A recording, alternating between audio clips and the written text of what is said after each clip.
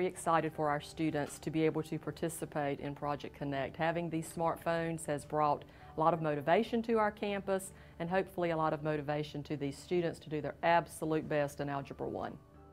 And being able to do Algebra 1 on a tool that they use a lot is very meaningful to them.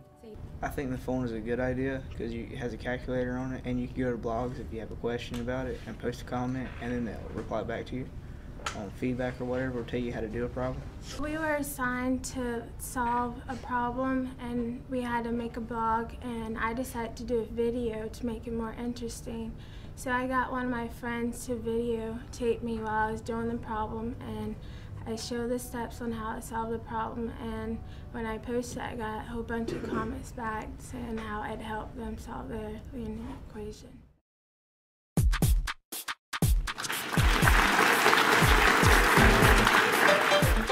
Because America needs to strengthen education, and America needs to be more involved at the national level to make sure that these young people will have the opportunities that we dream for them and we want for them.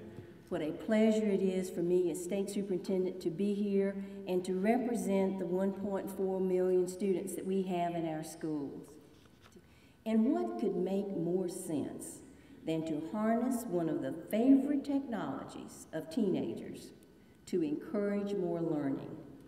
And I am very excited about the possibilities of using smartphones to deliver additional mathematics instruction to students. And I look forward of being part of the team to share the results of this project across North Carolina, our nation, and even the world. We're almost at the end of the first decade of the 21st century.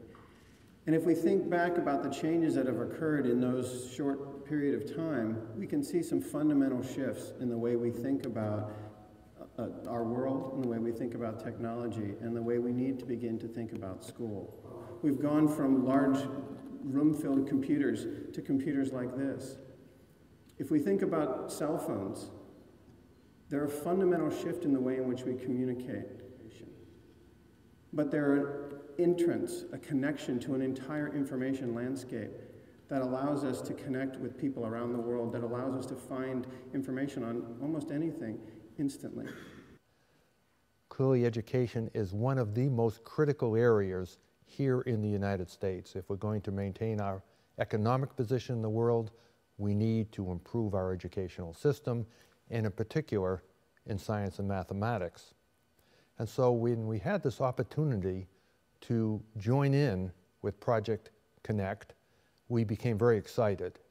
This is an area that I personally have had a long-term interest in. Why the wireless phone? Well, it's a very reliable device. It's well known to the students and teachers. It has a very large amount of computing power these days, and so that many things that you might want to do on a desktop computer or a laptop computer, you can now do on the phone. But we think that, in fact, it will be a useful way to both motivate students and provide useful instruction, and hopefully cause them to want to continue on to a higher education involving math and science. If you're embarrassed to ask a question in front of the whole class, you can ask one of your friends and they'll be able to help you. So students are like learning more through each other. I like the phone because you can post blogs and ask many questions to your friends anywhere around the country or wherever they may be in other schools and everything. The project started in partnership with a research study that was conducted with the U.S. Department of Education. And with the U.S. Department of Education, we had the opportunity to conduct focus groups with approximately 350 students in the D.C. metropolitan area. And then we also asked them questions related to why they felt so disengaged from a math and science perspective. And the answers that we were provided with from the students led us to the creation of Project Connect. We're excited about the prospect that students that normally didn't have access to connectivity are going to be afforded that connectivity now. We're excited about the prospect of giving these students a level playing field as far as connectivity is concerned and as far as providing them with higher proficiency levels in mathematics. We're excited about the fact that because we emphasized the focus of this program around algebra, Statistically, students who gain proficiency in algebra and geometry double their chances of going to college. I see this as an opportunity to bring education into the 21st century. In many other aspects in the world, it's been advances in medicine and technology, but in education, we've been doing things the same we've been doing it for the last 100 years. So this is a chance and opportunity for us to bring education to the forefront in the 21st century. In this way, we can actually bring technology into their classroom, into their lives, to the point where they can start to see how technology can be used to better enhance what they're using in the classroom. And this is the way that the world is progressing, that you don't learn inside of a box. And the classroom itself should not be a learning box itself. When the students leave the classroom, they can still use technology, whether it's networking with each other within the classroom, within our building, or also networking with other people to make sure they can solve problems.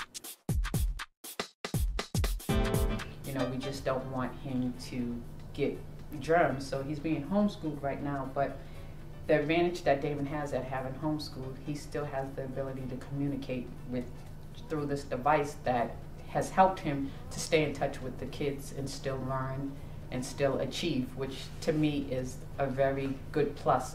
Damon didn't socialize as much as he does now because he has created a bunch of online friends as well as friends in school. So it's helped his social skills a lot, which is good. When you get into high school, you do become more social, and this has helped Damon to really become very sociable. And from listening to him today, it also has sounded like he's become a little popular behind this phone too, so I guess that's a good thing, eh? Like solving linear equations. I don't really know how to solve it that much. So I used the phone and went on. And I went on to some sites that can help me, and the sites help me learn how to solve the equations. I can always see what my students are doing on their phones. Additionally, we get reports about what has happened with the students. So even though I'm not watching them every second of every day, what they're doing every second of every day is being recorded.